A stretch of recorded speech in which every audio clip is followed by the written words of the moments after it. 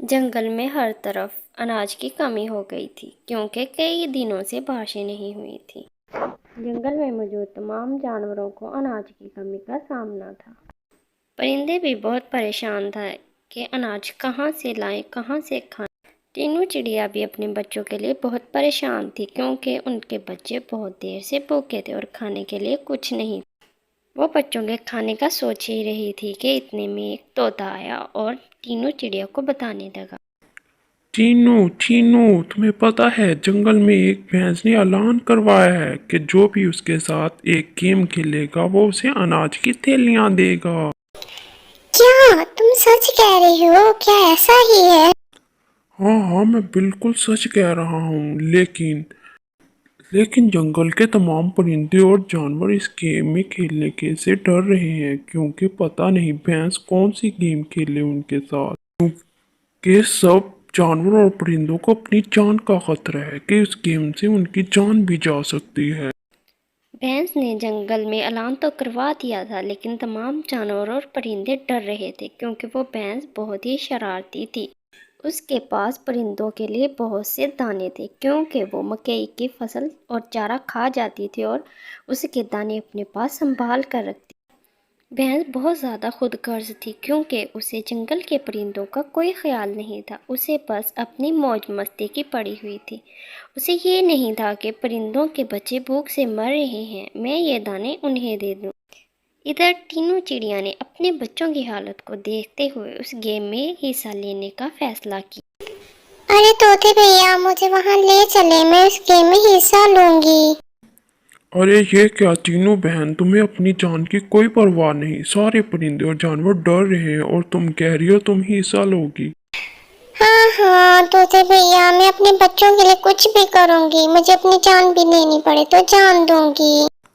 चलो ठीक है, फिर मैं तुम्हें अपने साथ लेकर चलता हूँ। आ जाओ मेरे पीछे पीछे, हम वहाँ पहुँचते हैं। चिड़िया और तोता वहां पहुंच जाते हैं। जब वो वहां पहुंचते हैं तो देखते हैं जंगल के बहुत से जानवर वहां जमा है और भैंस भी वहीं मौजूद है। है कोई जो मेरे साथ इस गेम में हिस्सा ले? है किसी में इतनी हिम्मत कि मेरे साथ खेले और ये अनाज की थैलियाँ अपने साथ ले जाए? भैंस आंटी, मैं आपके साथ खेलूंगी। मुझे इस गेम में हिस्सा लेना है। अरे ये तुमने आंटी किसे बोला? मैं तुम्हें आंटी लग रही हूँ? मेरी उम्र तुमसे कुछ कम ही है। फिर क्या हुआ अगर मैं जिसामत में पड़ी हूँ?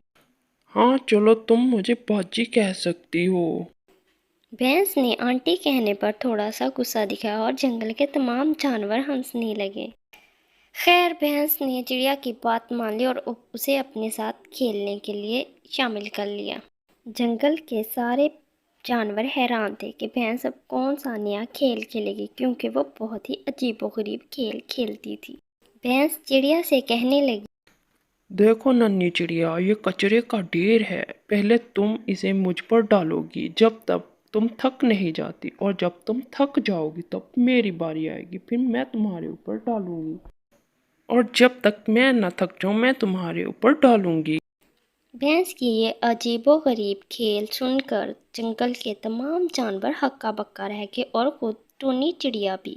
लेकिन तीनों चिड़िया मरती क्या न करती अपने बच्चों के लिए, उसने हामी भर ली। खेल शुरू हुआ। चिड़िया ने कचरा उठा उठा कर भैंस पर डालना शुरू किया।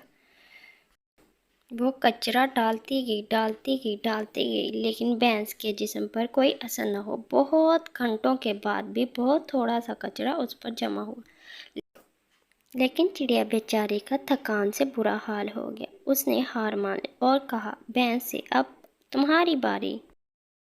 भैंस ने कचरे में से गोबर उठाया और चिड़िया पर फेंका। फेंकने की देर थी, बस चिड़िया उसके नीचे दब गई।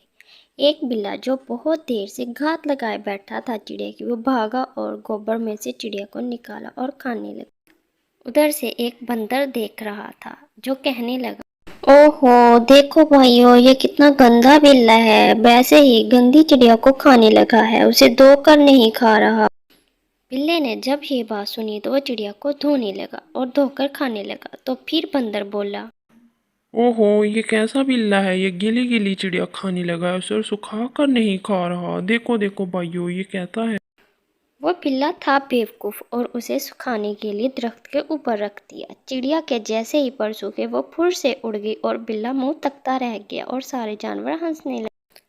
अब चिड़िया भैंस के पास गई और अपने अनाज का मुतालबा किया, जो कि भैंस ने उसे खुशी खुशी दे दिया और वो अनाज लेकर अपने बच्चों के पास पहुंची और उन्हें खाना दिया और उनके पास अब बहुत से दिनों के लिए खाना।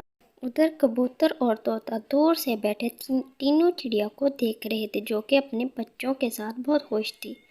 तोता कबूतर से कहने लगा, देखो देखो भाई, वालिदैन अपने बच्चों के लिए कैसे कैसी मुसीबतें उठाते हैं, कैसी जिल्लतें बर्दाश्त करते हैं, जैसे कि आज इस तीनों चिड़िया ने की।